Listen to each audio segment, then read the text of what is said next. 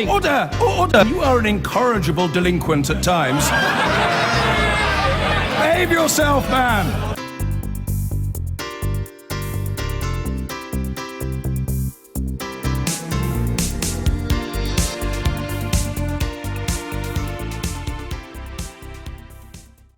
Now, the personal details of 1,700 Islamic State fighters have allegedly been revealed in a leaked data dump obtained by German intelligence. The names, which it's thought include British nationals, were part of questionnaires filled out about would-be fighters. It's alleged the information was stolen by a jihadi who became disillusioned with ISIS. It is a blow to the recruitment capabilities of the so-called Islamic State, and more bad news after a bad month. But as our Home Affairs correspondent Darshana Soni now reports, the group is far from beaten. ISIS fighters retaking part of the town of Saluk in northern Raqqa province, close to the border with Turkey. They hadn't signed up to the ceasefire, of course. One of its militants tears down a Kurdish flag and celebrates victory against the YPG. It's a minor victory, but it's maximised in their propaganda video. In recent weeks, the group has suffered a series of setbacks, and now another blow, one which will affect the morale of its foreign fighters, and which will provide the security services with new intelligence on the group. Leaked by an ISIS defector, 22,000 documents containing the names and personal details of around 1,700 foreign fighters, including its British recruits. These kinds of things hurt its own prestige and its own messaging to sympathisers and supporters around the world. But the most important thing is the bits here telling you who vouched you in, who got you to scare. The documents are, in effect, the entrance questionnaires for would-be recruits, thought to be from a border crossing in Syria. They list details such as date of birth, home address and even blood group. So how significant are these documents? In the long term, if you collate all the information coming off the back of these, it tells you who vouched for you inside ISIS to get you in. And so if you broke that down by different European countries, it would allow you to understand who the key recruiters were in certain places. That's quite significant. Look around you while you sit in comfort and ask yourself, is this how you want to die? The Britons on the list include Rayad Khan from Cardiff, who was killed in a drone strike. The documents show that the recruits were asked to list previous jihadi experience and to choose what role they'd like to play, including suicide bomber.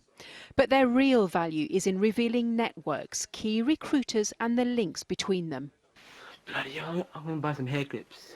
And we understand that many of those links can be traced back to this man, Iftikhar Jaman, a charismatic fighter from Portsmouth, understood to have helped dozens of British Muslims join the militants before his death. The files have been published at a time when ISIS has suffered a number of setbacks.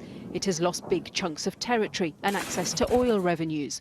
One of its most senior commanders, Abu Omar al-Shishani, has reportedly been seriously injured, and its chemical weapons chief captured by American Special Forces.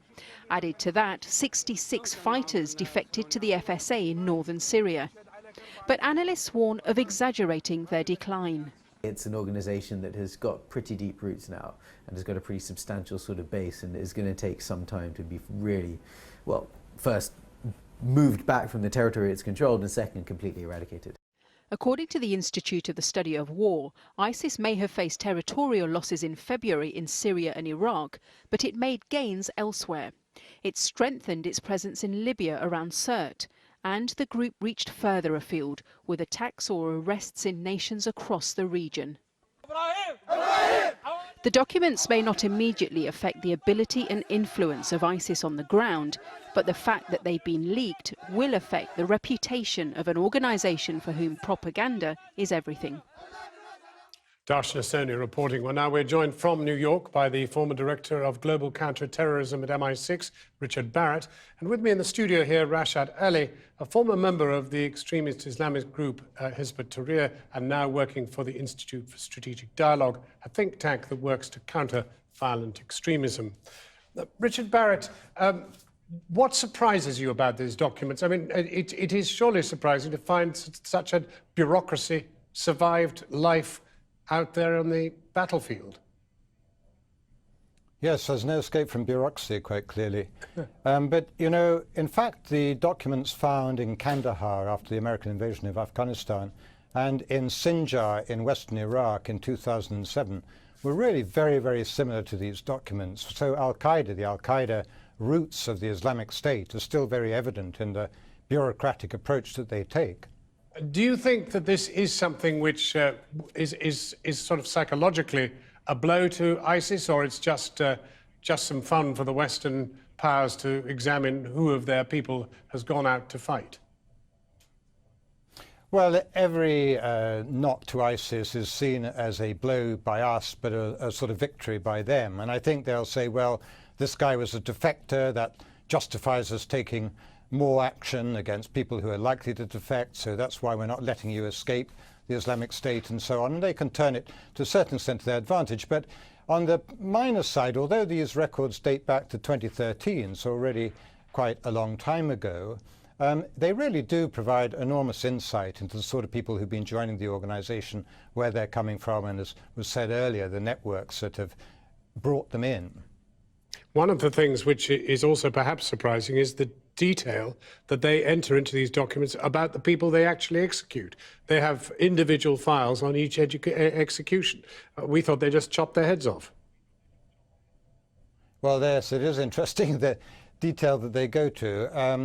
And indeed, I think from the point of view of these records, it's quite interesting to see that the vast majority of people who joined up through this channel had very little knowledge, for example, of Islamic law, probably weren't very versed, therefore, in their religion, therefore probably quite naive, and also how very, very few of them wanted to be suicide bombers, which would suggest a high-level motivation if you want to be a suicide bomber. Most of these guys just saying they want to be fighters. So it looks to me that certainly in 2013, a lot of the people joining the Islamic State were not really aware of what they were getting into. Rashid Ali, is that how it strikes you, that these weren't particularly devout characters who joined?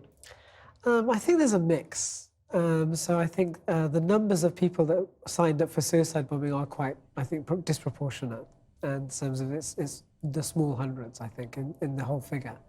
But actually, the interesting thing here is that they actually have a question regarding what level of religious knowledge do you have? And so many of them just put talib al-ilm, primary seeker of knowledge, i.e. not intermediate, not particularly in-depth religious knowledge. And I think that's something that our intelligence services have long said, that actually these are religious novices. Now, we've recently transmitted pictures of defectors, 60 of them coming out of Aleppo. And one wonders whether, if their faith, if you like, is so skin deep, whether in fact they've got the kind of drive to stay the course. Well, I think there's 2-3 different things. There's the level of, I guess, religiosity, and then there's the level of understanding of the specific ideology which they're trying to embrace. And then there's the awareness of what they're actually getting themselves into. And I think on all of those levels, they're very different. So you have some individuals who have defected, as an example, who spoke of how they were happy to go there, take part in the battle.